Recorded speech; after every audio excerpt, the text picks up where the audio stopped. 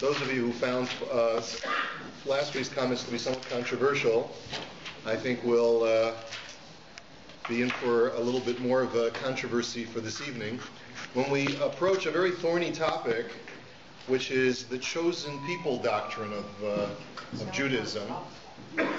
Yes, cell phones off. Thank you very much. When we approach a doctrine within Judaism, which my personal feeling is has gotten a lot of unfair negative press. And what I mean by that is that we all know that what we espouse and that the Jewish people claim to be the chosen people has gotten us into trouble in history. A lot of times persecution has arisen against the Jewish people specifically because we have prided ourselves as being the Am Segulah, the Am HaNivchar, the chosen people. And as a matter of fact, certain anti-Semitic creeds like the Protocols of the Elders of Zion are filled with this whole attitude that the Jewish people feel that because they are the chosen people that they have a right to rise up against the world and form their own cadre of scholars who can basically run the world covertly and make all the decisions for the world because they pride themselves as being the chosen people.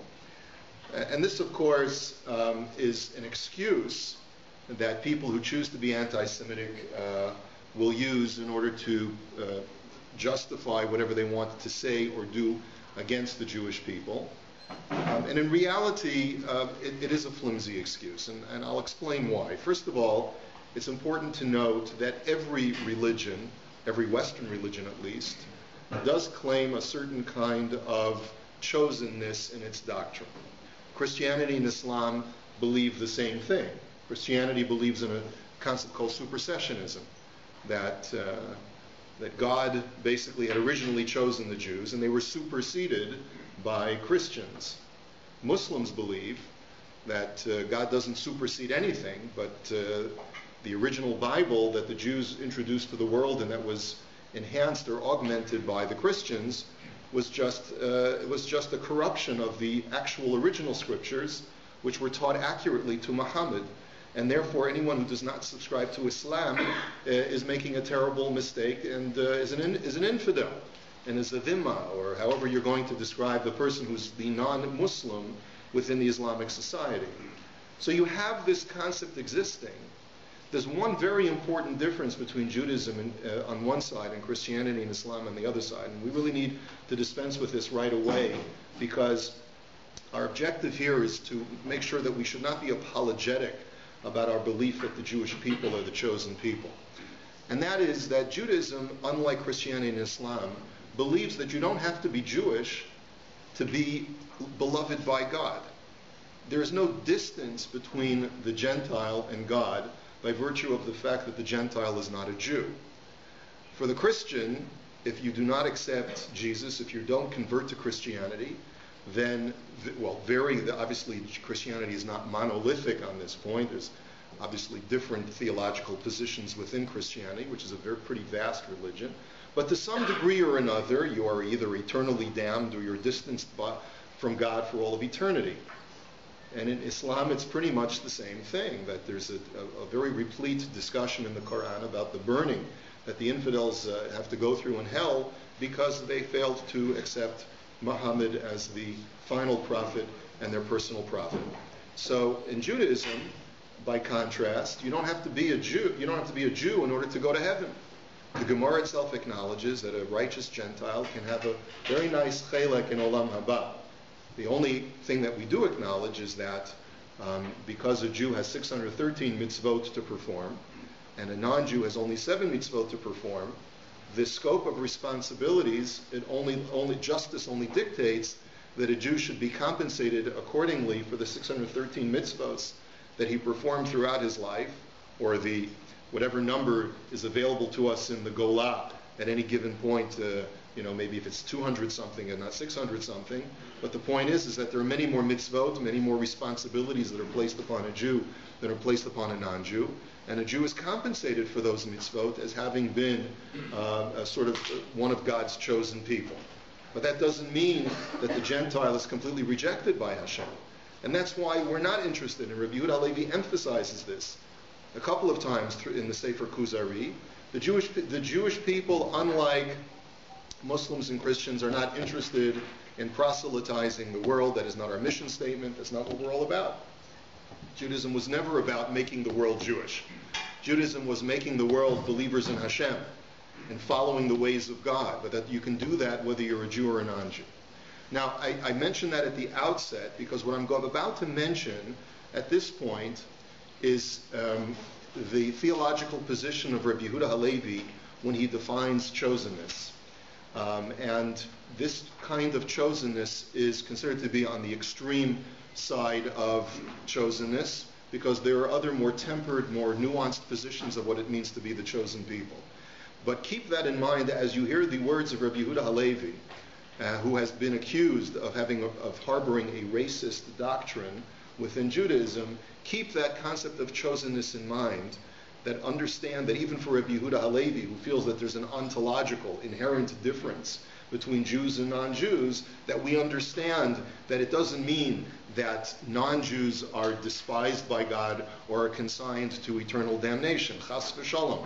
Every human being is created, B'Tselem Elokim, is created in the image of God, even for Rabbi Yehuda Halevi.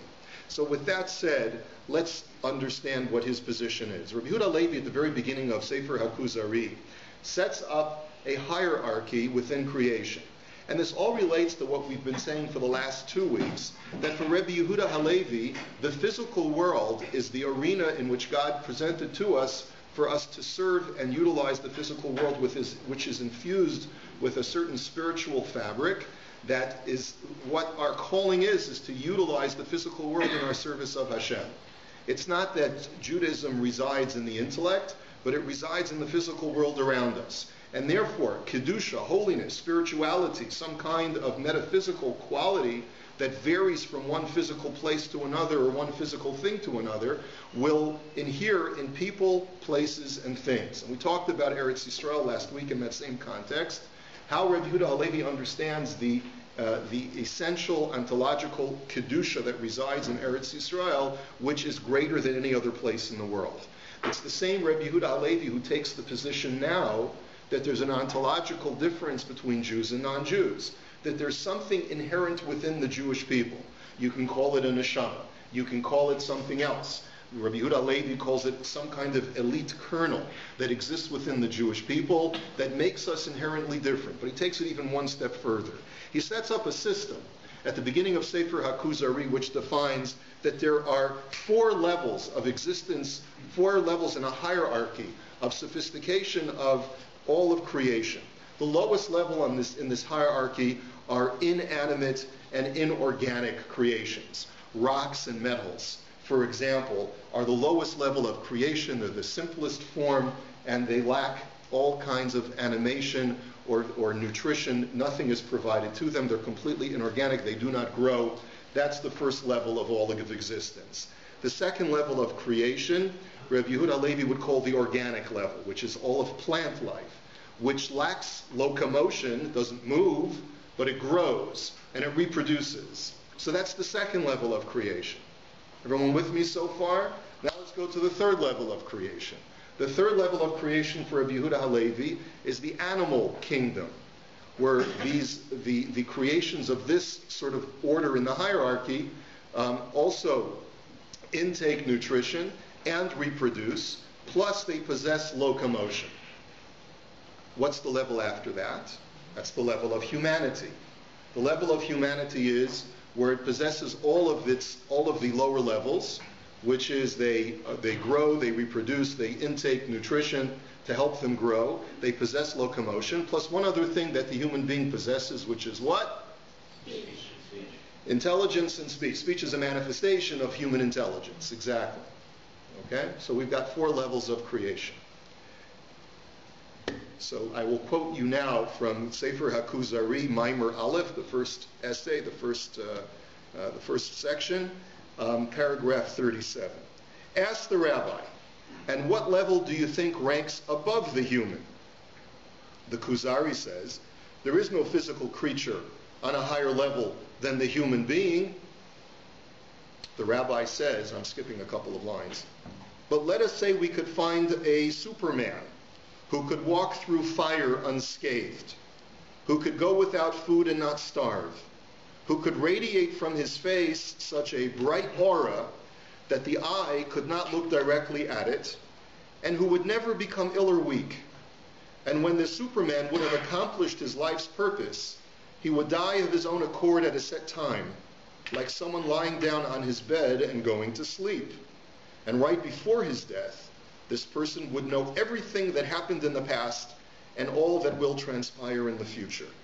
Would you not agree that this person occupies a separate level from the rest of humanity, from the rest of mankind? The KUZARI responds, when he hears this question, let's all turn off our cell phones. The KUZARI responds, this level is for a divine angelic creature if it at all exists. This behavior belongs in the divine category, not in the human, animal, or organic categories. The rabbi says, what I have described for you are some of the qualities of one of our prophets, namely Moshe Rabbeinu. In other words, for Rabbi Yehuda Halevi, Moshe Rabbeinu is a paradigm of what it means to be the ultimate Jew. And furthermore, for Rabbi Yehuda Halevi, the experiences that Moshe Rabbeinu had because he was a Navi, because he was a prophet, are common to a whole class of creation which occupies a level above the human. It is the Superman, not the man. And it is therefore a completely different order of creation. And that order of creation is reserved specifically for someone who is a descendant of Abraham, Isaac, and Jacob. No one, and I mean no one for Rabbi Yehuda Halevi who is not a descendant of the patriarchs, is capable of occupying this level.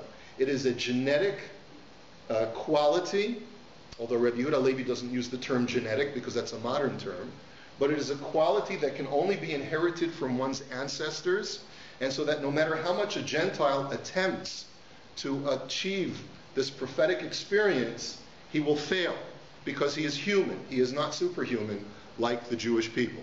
Now that's not to say that for Rabbi Yehuda Halevi, all Jews will become prophets. If anything, it's a tremendous liability if you have the potential for prophecy and you fail to realize that potential.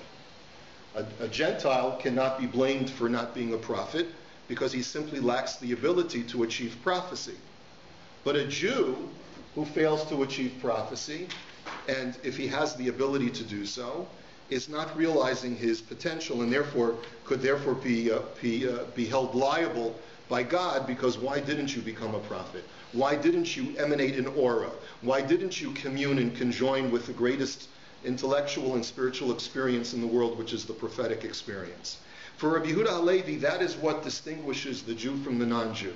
It is the ability for the human being to become a Navi and to have an experience that elevates a person above the physical plane.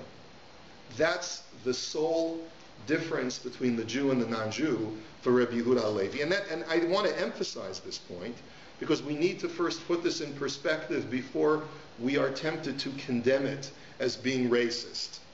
And I say this, and I attempt to say this as objectively as possible. I am not here to apologize for Rabbi Yehuda Halevi.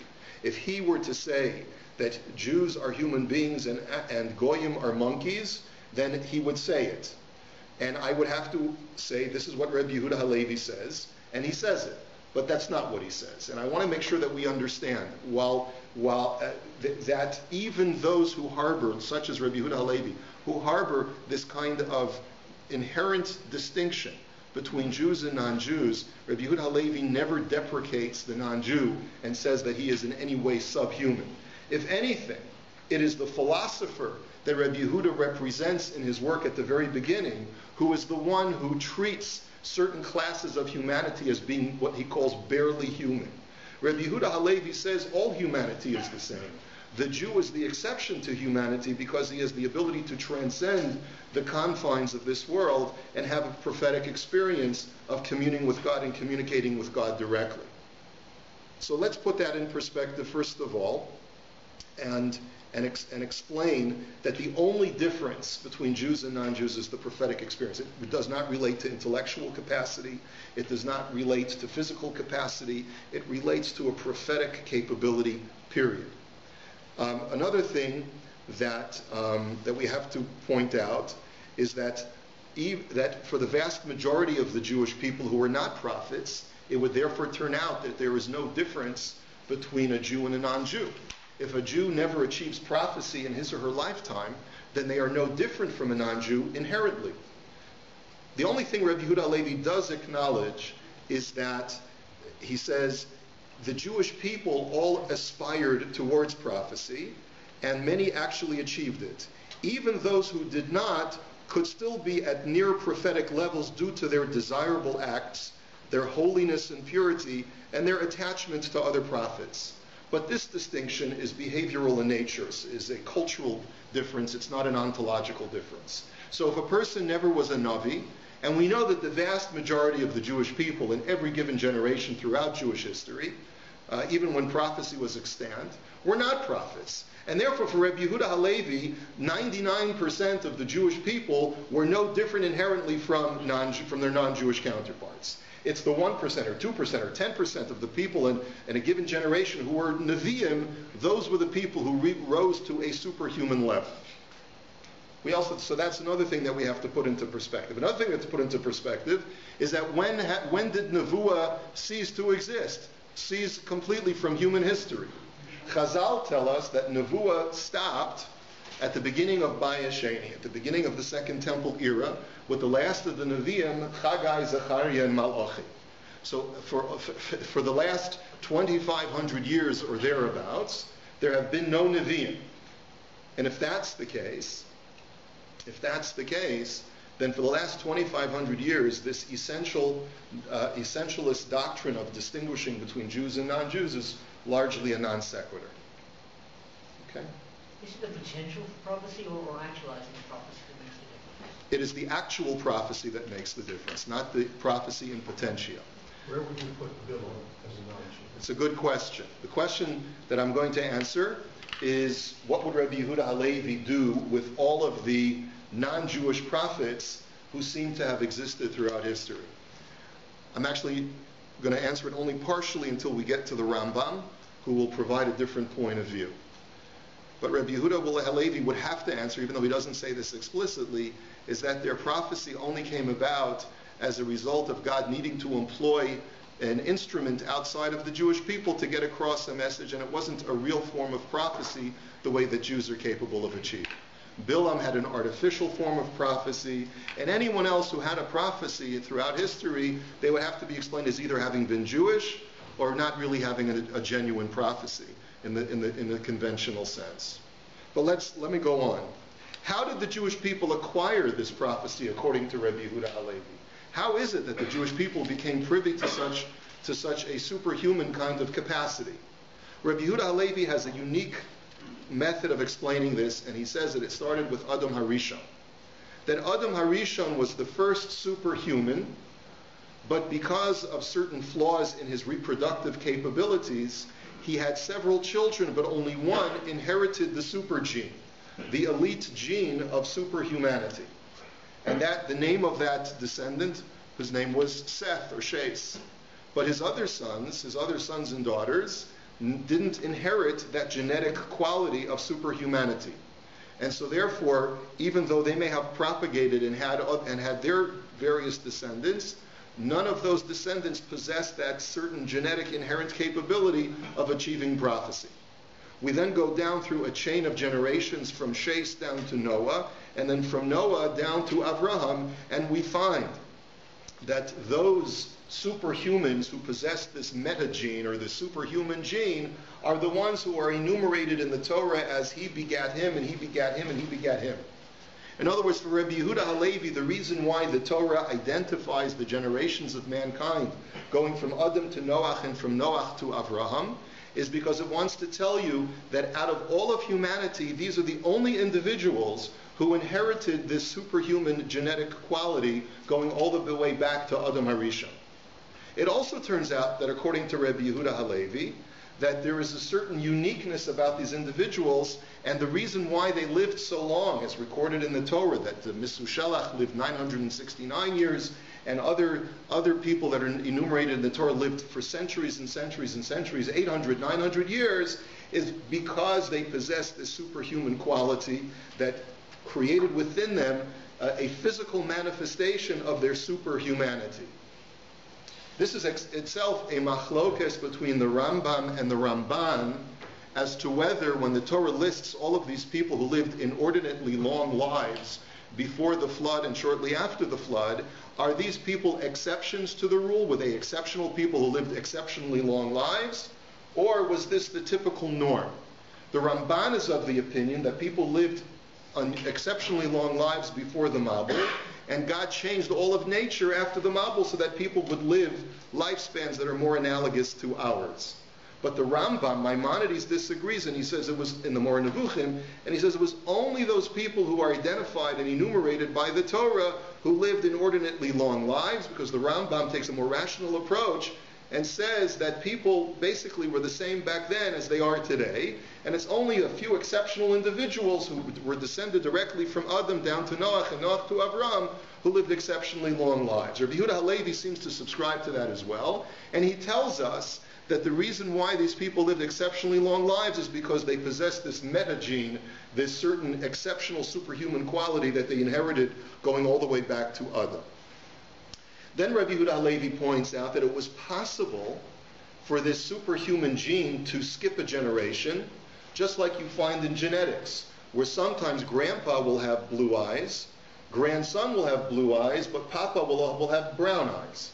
He says the same thing can happen in spiritual genetics too, where the superhuman gene can skip a generation. And that's why we find that even though that Avraham had inherited the super gene from going all the way back to Noach and to Adam, his father Terach didn't possess the superhuman gene. Now, how the Rabbi Yehuda Halevi knows this, we don't know. But it seems that based upon his understanding of the life that Terach lived, it seems that Terach was incapable of rising to the occasion, and therefore he's sort of like ancillary to the rest of this line of generational progression of the superhuman gene that passes from one generation to the next. But here's what's unclear from the KUZARI, and it requires a lot of analysis. What's unclear from Rabbi Yehuda Halevi is whether free will has any role to play in the ability for one to inherit this metagene. Is it something that happens genetically, automatically, that I just inherit it or I don't inherit it? Or is it something that I have to do in order to be able to be worthy of it? And it seems from the commentaries on the KUZARI, Rabbi Yehuda Moscato, who's one of the earliest of the Meforshim to the Sefer KUZARI, from his Kol Yehuda from the 16th century, he writes that it's really a combination of both. You either, if you inherited the metagene, the superhuman, this elite gene, so then you were capable of rising to the occasion and developing it within yourself, and then you could pass it along to the next generation. However, you needed to develop it. It was something that you were born with, sort of just like if a person is born with certain athletic tendencies or capabilities, or a person is born with certain intellectual capabilities because of a good gene pool, he still has to develop those either physical or intellectual capabilities in order to be able to excel. And that seems to be what Rabbi Yehuda Halevi is subscribing to, that Avraham Avinu had to develop his qualities in order to be Avraham Avinu. He had inherited something that no one else of his generation had, but had he not cultivated that quality, he would not have risen to become the Avraham Avinu and the patriarch of the Jewish people. There's a modern commentary to Sefer HaKuzari, Reb Shlomo Toledano, who wants to create a differentiation between earlier generations of this metagene to later generations. And he says, if you notice that even by Avraham Avinu's time, people were living shorter and shorter lifespans. So what happens? You're seeing a sort of a weakening of this metagene as it's being passed down from Adam to Noach, and then eventually it continues to weaken and weaken and weaken as it gets closer down the line, so that by the time you get down to Avraham Avinu, people are living less than 200 years. People are living 150 years, even the ones that have the metagene. So what happened? There must have been some kind of of compromise of the metagene over the course of time. And he concludes that it was automatically transferred from one generation to the next without very much effort. And as the generations progressed and the metagene weakened through the gene pool passing down from one generation to the next, you had to work harder to make sure that it would manifest within you. Avraham Avinu was the first generation of these 20 generations who inherited the super gene, who really worked supremely hard on himself so that he passed down a more refined metagene to his son Yitzchak. Yitzchak worked on himself even more and refined it further and passed it down to his son Yaakov. And Yaakov refined it to the ultimate degree, so that when it was passed down, it didn't pass down to just one of his descendants, as had been the pattern up until then, but it passed down to all 12 of his sons. And then it was permanently ensconced within all future descendants of Yaakov Avinu. And therefore we are the beneficiaries of tremendously hard and difficult efforts that were put into this metagene by Avraham, Yitzchak, and Yaakov. And no matter how you look at it, it's going to be inherently difficult, because if an individual, it is up to the individual to exercise free will in order to activate the metagene, then what is to stop God from looking at the Jewish people one generation or 1 year or 1 day and saying, I've had enough of them. You know, the Jewish people really have not risen to the occasion. They have not risen to their potential. And therefore, I've decided to choose someone else for a while. In other words, the reason why Rabbi Yehuda Halevi has this very concretized and objectified view of what it means to be a Jew is because it creates a certain comfort, like we say in Yigdal, Lo yachalif hakel v'lo yamir daso le'olamim lezulaso, that God will never exchange the Jewish people for anyone else. That line in Yigdal was put in as a polemic to Christianity, which claims that the Jewish people have been superseded by Judaism, has been superseded by Christianity. No. The doctrine of Rabbi Yehuda Halevi states that it is impossible for the Jewish people to ever lose that superhuman quality that exists within our very neshamas, even though that term is not, the term neshama is not used by Rabbi Yehuda Halevi in this context. And that's what makes it impossible for the Jews to lose their chosen quality. It's not because of anything that we have done. It's because of something that we have inherited genetically and is part and parcel of us. Okay. I'm going to hold off on questions because I want to be able to create a certain structure of contrast now that we've explained what Rabbi Yehuda Halevi holds. Just bear in mind with me that as we've explained, that as objectified as this differentiation between Jews and non-Jews is for Rabbi Yehuda Halevi, it boils down to the ability to prophesy. That is the difference between Jews and non-Jews. Okay? Now, are there others who hold that there are far vaster differences between Jews and non-Jews? I think so. I think that the more that we explore the mystical tradition that is followed in Judaism beyond Rabbi Yehuda Halevi in the 12th century, we will discover a further and further developed kind of explanation to try and describe the inherent differences that exist between Jews and non-Jews. The question, of course, that we have to ask ourselves, and I hope that you will not feel that this is in any way a heretical question that I raise, is how much of these post-medieval mystical discussions of the inherent differentiations between Jews and non-Jews were emphasized within Judaism in a way to ensure that the Jews would not intermarry and assimilate. In other words, why is it that this kind of discussion has been emphasized within Jewish society for centuries? Is it because this is essentially important for us as Jews to remember, and that we have a vital responsibility to the world because we are inherently different? Or is it because we need to remind ourselves and our children out of the fear that they're going to find a very pretty non-Jewish girl and they're going to want to marry her, and therefore we have to emphasize to them that you're basically two different species of creation. You have the metagene, she doesn't, and therefore you're not compatible.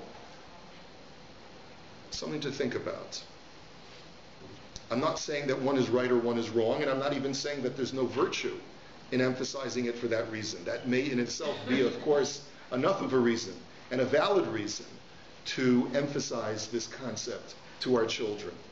But that's something that you have to think about carefully. Hold on, we will get to you. All right.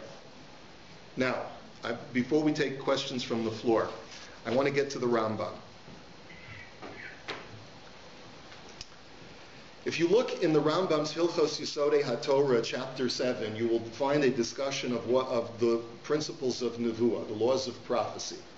And the Rambam describes a process of the prophetic experience, how an individual first contemplates and speculates on certain concepts within the world that exist, and thinks about God and thinks about the essential nature of creation and existence, and goes into a state of meditation until finally that individual achieves the prophetic experience.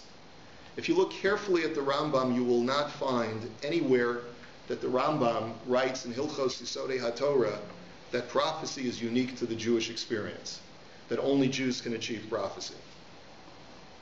Now, of course, proof by omission is not as convincing. And so therefore, if we only had the Rambam cited in Hilchos Yisodei HaTorah, we could say, okay, he doesn't talk about any essential difference between Jews and non-Jews as far as their ability to achieve prophecy. But the Rambam didn't just write Mishnah Torah. He wrote a number of other writings, and in one of his letters, one of his epistles that he wrote, his Igarot, that he wrote to various Jewish communities, there is one of Igeris known as Igeris Teiman, the letter that he wrote to the people of Yemen, the Jews of Yemen who were going through some very difficult iterations of persecution on their own, and they needed some chizuk from the Rambam. They wrote a letter to the Rambam asking him certain questions. And in the course of explaining what Jews believe and don't believe, the Rambam wrote that our disbelief, and I quote here, our disbelief in the prophecies of Omar and Zaid, which are just arbitrary names, Arabic names that the Rambam used, is not due to the fact that they are non-Jews, as the unlettered folk imagine, and in the consequence of it are compelled to establish their stand from the biblical phrase, from among your own people.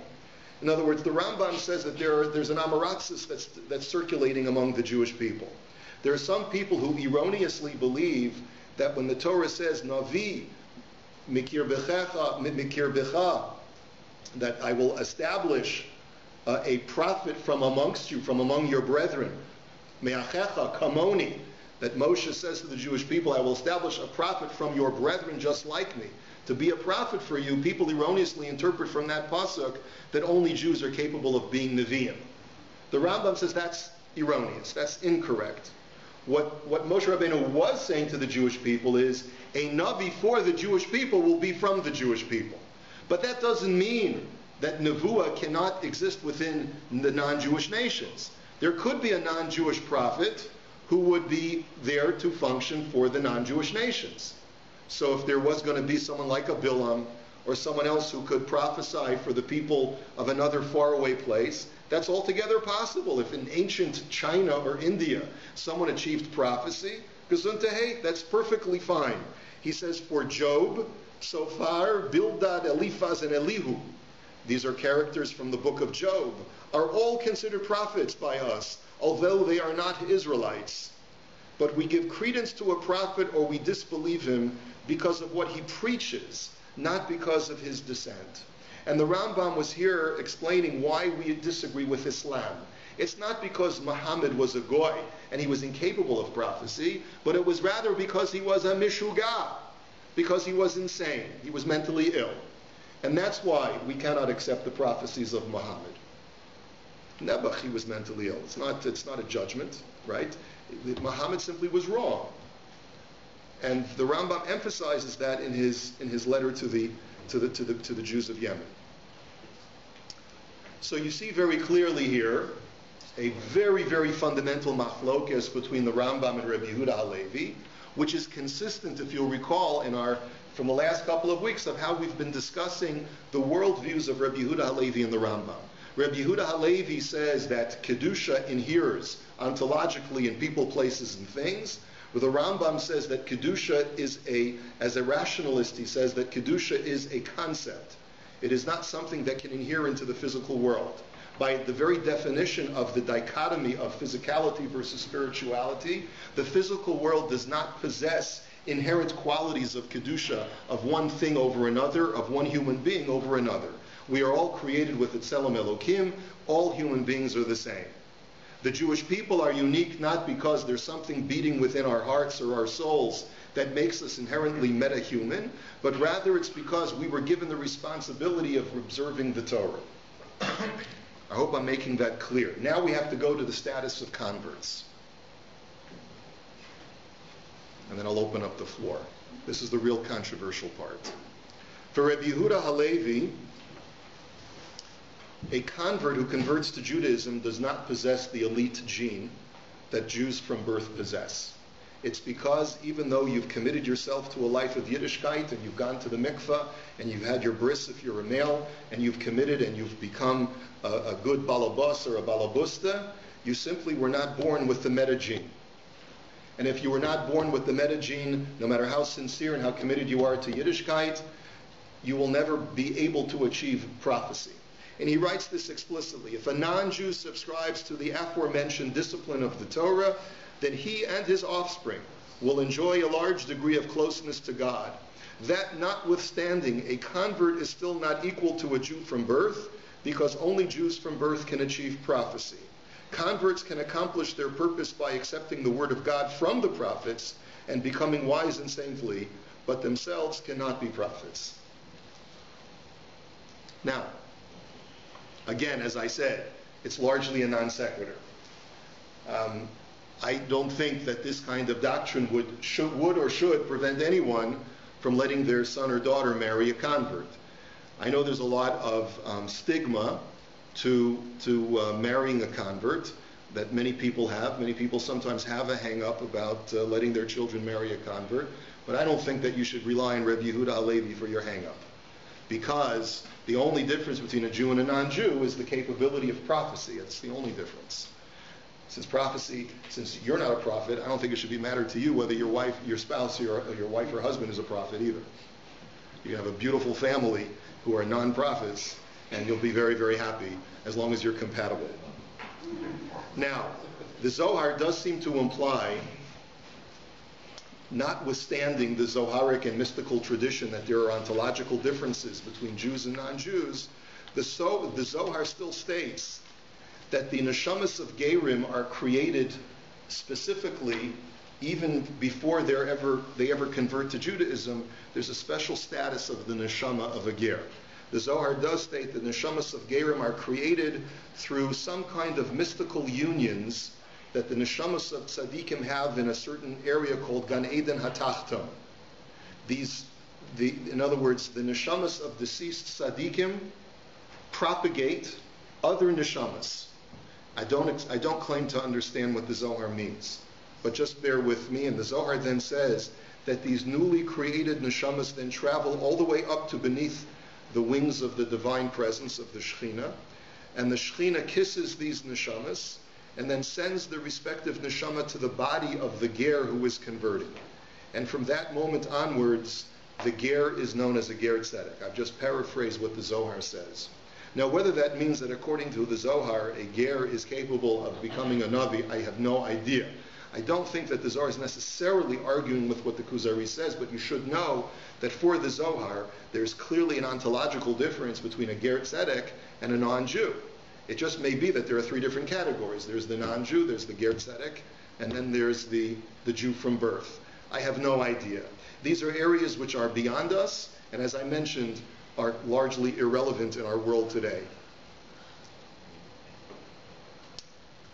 I guess the last thing I want to leave you with before I open up the floor is to point out that Judaism has never made it its mission statement. The mission of the Jewish people, as I started off by saying, is not to convert the world to becoming the Jewish people. Rabbi Yehuda Halevi points out that God created a world where there are multiple hierarchies of existence. There are lower levels of creation, there are higher levels of creation. He compares all of the world to a tree. He says a tree has roots, it has bark, it has a trunk, it has branches, it has leaves, it has fruit. The Jewish people are the fruit of humanity. They are the final crowning objective of all of humanity, that God needed to create one small group of people in the world to be his messengers and to be the fulfillers of his Torah. But that is not to say that the rest of humanity serves no purpose. If the rest of humanity is like the body of a human being and the Jewish people are the heart, or the rest of humanity represents all the other components of the tree and the Jewish people represent the fruit, then there is a vital purpose for every single human being that exists in every nation that exists in the world. We are all here for one universal purpose, which is to serve HaKadosh Baruch Hu. There is one nation out of all of the other nations that serves HaKadosh Baruch Hu in a unique and special way, but not to the exclusion of the rest of the world. The rest of the world serves HaKadosh Baruch Hu in their way, they go to heaven in their way, and we all can enjoy a great degree of attachment to Hashem. Compare that to other religions, and I think you'll find that Judaism has been the most tolerant and the most accepting of others, and has the least amount of xenophobia from other religions, at least from the other Western religions. Okay, we'll take a couple of questions. Yes? So, what would Rabbi Yehuda Levi's opinion be about David HaMelech, whose great-grandmother was Ruth, who was the Ger, and where from the future Mashiach ben David is going to come from? Isn't he going to be one of the greatest? It's a very legitimate question. You'd have to answer the question, I think, in one of two ways. I think that the Gemara acknowledges that David HaMelech himself was a Navi. So where did he get his power of Nevuah from? It must have come because of the fact that one convert in your family line does not permanently result in a genetic defect, because there are other Jews from birth that marry into that genetic line, and they contribute to their genetic qualities as well. So the parentage that David got from the father's side was what contributed to his ability to have Nevuah, even though through Ruth he could not become a Navi. That's how I would understand it. I don't know if that's correct or not, but that's the way that's my conclusion. Yes? So Rabbi Yehuda Levi believes that we have the ability to refine our genetic material. Is it only in terms of the prophecy gene? Yes, only in terms of prophecy. Again, as I mentioned to you, Rabbi Yehuda Halevi limits himself to prophecy, but there are other commentaries who do not. Other later commentaries who say that a Jew is inherently superior in perhaps in other non-descriptive ways. But again, I think it's very important for us to remember what the benefits and deficits are, what the benefits and the downsides are of promoting a chosenness doctrine. There definitely has been a history of Jewish people promoting chosenness among ourselves, but we have to also realize that there's a great price that we pay, not only incurring the wrath of anti-Semites, but also in the way that perhaps we and many of our children view with condescension the rest of the world. And that, I think, is truly unfortunate, and we have to be very, very careful the way that we teach our children to have derech eretz and respect and to accord dignity to every single human being who is created b'tselem Elokim, even when we subscribe to a Halevian doctrine. Yes? Any conjecture from Chazal is why Nevuah stopped? Bang. It seems, yes, no, Chazal say that the Shekhinah was banished from the world with the destruction of the first temple. And there was only residuals of Nevuah because of a layover from the first temple period. But the Shekhinah vanished, and when the Shekhinah vanished, the radio tower was no longer transmitting radio waves of Nevuah. Okay, and that's the way Rabbi Yehuda Halevi presents it as well. Yes? Given his viewpoint, you would think that the lineage of the Jew would come from the father, and yet where does it start that it comes from the mother? For example, the son. It's a Gemara. It's a Gemara in Kiddushin that says that we go after matrilineal descent. descent. So it kind of goes against that idea that... No, not necessarily, because status as a Jew may be somewhat different from ability to prophesy. I don't have it all worked out. Bila, for example, she wasn't Jewish. Well, Shifcha were Jewish. That's true. That's true. It seems, certainly before the Torah was given, we don't have that difficulty. Before Matan Torah, there's almost a universal acceptance that the lineage was passed through the father. One's Jewishness was passed through the father. It's only after the Torah is given that shifts from the father to the mother. So you'd have to explain that the Matan Torah changed the shift of focus from the father to the mother. Yes? I actually don't even find this thinking radical at all. It seems to me it's purely a question of potential. It doesn't seem religious at all. It's just like some people have the potential, like you made a very good analogy before about being a doctor or having a certain ability. Well, Jews have a potential, a greater potential, and that's why they have a responsibility. Okay. So if that is the only way that is different, it doesn't seem to me elitist at all. Really, we're all the same, but there is the potential to do greater good in the world. If it works for you, I'm happy. Me too. Right. Yes. That's the vote for the guy. David. You mentioned that you thought that the result that Bilam had was different from what the Jews had. Yeah. Can you expound on that? Well, the Torah says, "Vayikar Elokim es Bilam," that God came in a happenstance, arbitrary way when He brought His prophecy to Bilam. The Chazal even make a point of saying that this was an aberrant form of prophecy. It was not something that Bilam actually had to work for and meditate over, the way the Rambam describes how a Navi normally achieves prophecy. He was given prophecy so that the Jewish people could benefit thereby from someone outside their ranks praising them. Okay. Doesn't Yehuda Levi understand Ovadia, who was another who was from Elam? It's also a good question. You'd have to say that Ovadia was a descendant of Gerim. Chazal say that he was from Gerim. So if a person is descended from Gerim, but there's an admixture of Jew from birth blood in that family line, just like David HaMelech as well, that's how we would explain Ovadia. Yeah. Okay. Thank you.